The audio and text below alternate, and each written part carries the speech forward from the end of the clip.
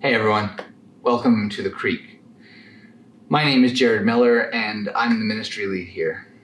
And in building a ministry platform here on YouTube, one of the things that we thought we were going to constantly be running into is that it's really easy to be just another talking head channel.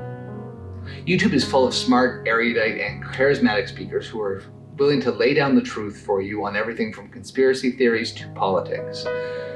And our hope is that this kind of content would offer you something at least a little bit different. The goal of this content, of Monday's content, is specifically for you to disagree with it, or at least to agree with it and then build on it.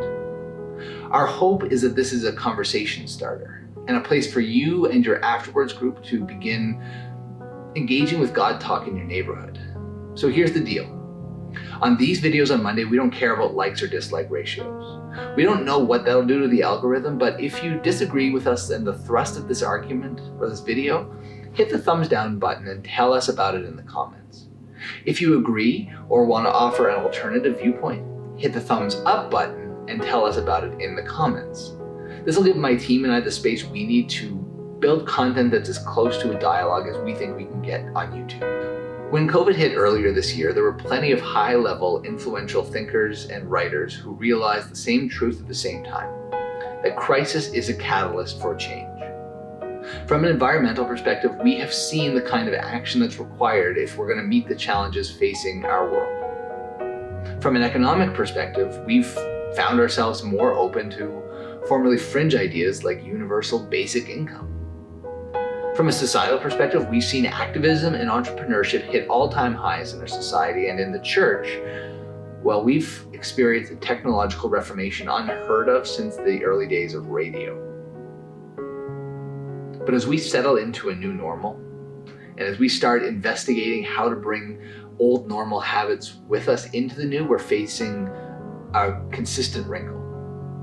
While churches can gather to varying degrees in different locations, the consistent best practices suggested by public health experts continue to be that singing is a high-risk activity for spreading the virus, which puts churches in a weird bind. Churches sing. It's one of the things that no matter how much involvement you've had with the church in your life, that you just know to be true. Regardless of particular denominations or traditions, churches are people who sing. And they do this, on one hand, because for the most part, Christians believe that psalms, hymns, and spiritual songs are an essential part of worship. But for the most part, they also hold that there's a theological imperative Christians have to obey the law of the land when it's not expressly contradicting divine law. Which leaves the gathered people of God with three choices. One, they can gather and sing as an act of holy protest. Two, they can choose not to gather. Or three, they can gather but not sing.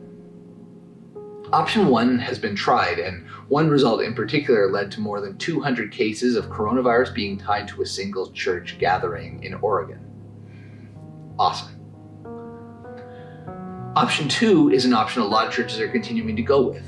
Not meeting or meeting virtually are fine options, but as people become increasingly screened out, how viable is this in the long term? Even for us here at The Creek, as a digital-based ministry, we know that there is only so much that we can do to be the church online. It's why we've made afterwards such an important keystone in our ministry. Church is only church if it finds a way to connect people and place, which is why I'm so curious about option three. First off, let me clarify a couple of things. I am not anti-music. I play guitar, I married a vocal major. 4 members, at least of my immediate family, have at various points in their careers made a living off of providing music in a church setting. I sing my daughter to sleep almost every night. Music, for a non-musician, has played an outsized role in my life, so when I make the case here for a church without singing, I don't want you to think that that's the same thing as me making the case for a church without music. What I am talking about, specifically, is the gathered act of corporately singing. I don't care what it is you're singing. But if you're doing it as a group of people, the world might actually just have to leave it behind anyway. So I want to offer you 3 reasons why I think church without singing might be the future.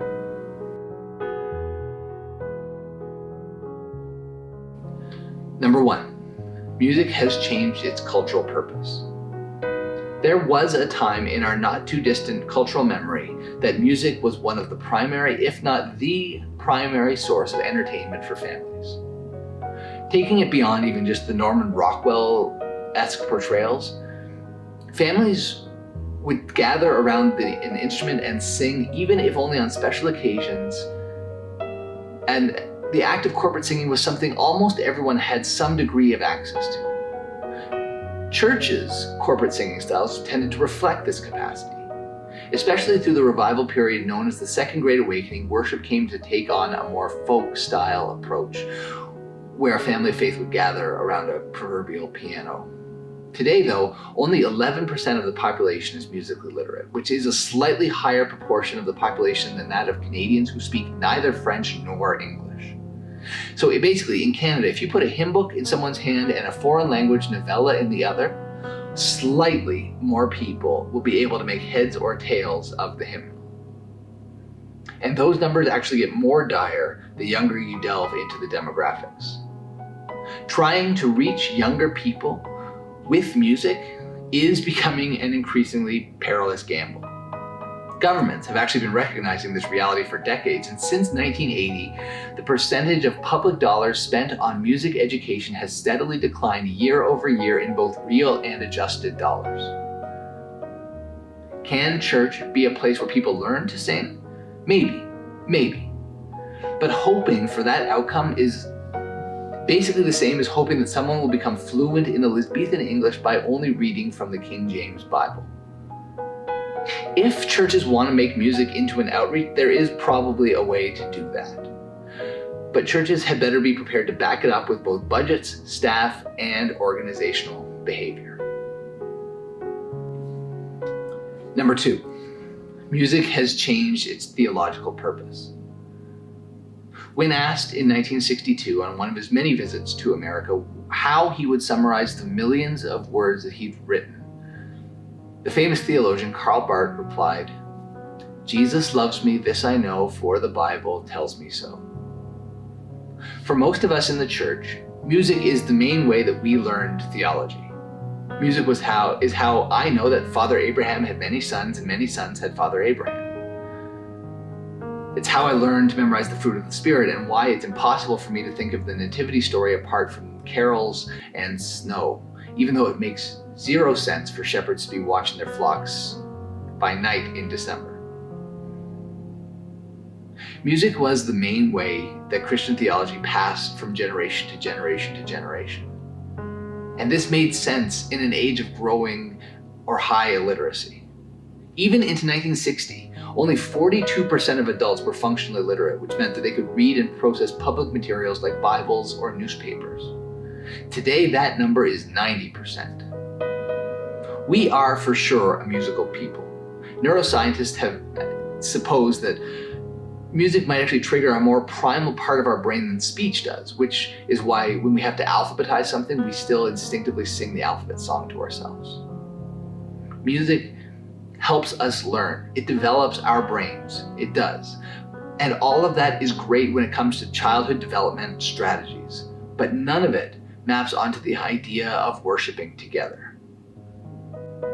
The primary task of worship in a secular age, argue theologians Andrew Root and James K. A. Smith, is not filling our brains with Christian facts, but in pointing our hearts in a Christian direction. This, they argue, is why in our secular age, Christian denominations who place a higher emphasis on religious experience than religious knowledge have fared far better in terms of continuing to connect with people in a secular age. Corporate singing was about telling you what kind of a Christian you were going to be or supposed to be. It's why Presbyterians would sing different songs than Baptists and Catholics. But as the world becomes increasingly secular, the things that tend to divide along denominational lines are only as important as the people outside of the church who make them. And so for an increasingly agnostic and secular world, the ceiling on that is incredibly low. Imagine your favorite movie. Imagine its most poignant or epic scene, and now try to imagine that scene without a soundtrack. Moments of poignant silence are so rare that when they do emerge, like in the movie The Last Jedi, movie theaters actually advertise them in advance and warn the audience that there is in fact nothing wrong with either the sound system or their ears. The emerging role of music in worship is to provide the background music, the soundtrack that facilitates an encounter with God as profound as anything you've seen or experienced in the movies. Number 3, music has changed its missional purpose. I grew up during the worship wars of the 1990s when traditional churches were, in some cases, literally ripped in half by warring convictions that the style of music being played in worship was either going to be what caused or inhibited the church's future growth. This was based on the promises of the church growth movement that had come out of the 1980s, which had said that if you put together the best show in town with the coolest band and the flashiest presentation, your church won't be able to help but need to find a bigger space in which to worship. Today, the greatest avenue for growth in the life of the church has nothing to do with music. When asked what brought them to church for the first time, a major survey by the Methodists in the United States found that 3.4% of new members came because of the music, while 39.7% came because they had a relationship with someone in the church. In a culture that increasingly puts music into an atmospheric rather than a participatory role, the focus of the church should be on how we create an atmosphere in church, in worship, into which we can invite friends and neighbors, and not one that 9 out of 10 times is going to leave them feeling alienated and out of place with a strange language in their hand. So like I said, church without singing might be the future. Make sure you leave your comments on this video down below, and don't forget to use the thumbs up and hit the subscribe button. If you disagree, which I'm guessing some of you do, tell me why. I'd love to turn this topic into a series of engagements. But for now though, take care of yourselves and take care of each other. All the best for now. Cheers.